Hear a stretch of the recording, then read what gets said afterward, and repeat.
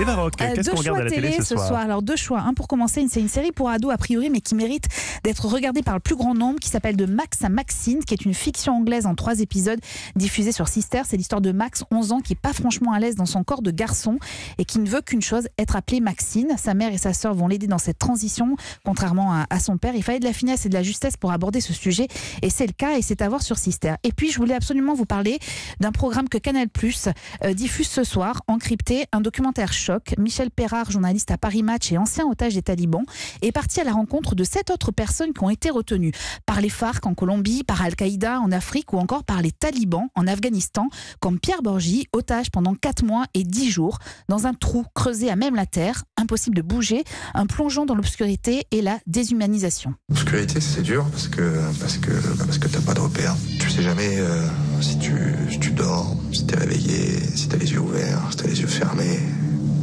Et ce que je fais, c'est que je me bande carrément les yeux pour plus voir le noir, quoi, pour avoir une raison physique de pas voir, quoi, un truc. Arrêter d'essayer de faire le focus, d'essayer de trouver un point lumineux parce qu'il y a rien à voir. En fait. Effectivement, le trou, ça te déshumanise, ça fait partie de la méthode globale pour me briser.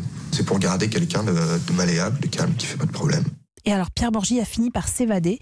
Il se retrouve dans les salons feutrés de l'ambassade de France et comme d'autres otages, il va raconter alors la découverte de son visage devant la glace. C'était pas moi. Hein.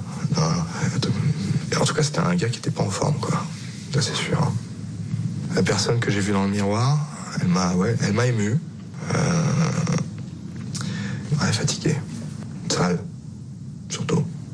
Un film exceptionnel par la qualité des entretiens menés qui ne tombent jamais dans le pathos ou le sordide, mais qui révèlent les mécanismes de survie communs à tous, humanitaires, journalistes, touristes, leur difficulté aussi à reprendre une vie normale, la culpabilité qui les ronge parfois.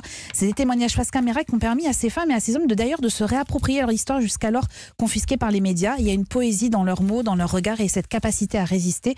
Le tout servi par une réalisation esthétique rare, avec en guise d'illustration des images sublimes des lieux où ils vivent aujourd'hui, ces anciens otages, et qui font figure de paradis, des plaines enneigées du Vermont au rivage des Méditerranées en passant par la Toscane. C'est vraiment le documentaire à voir et c'est sur Canal+ à 21h, ça s'appelle Otage.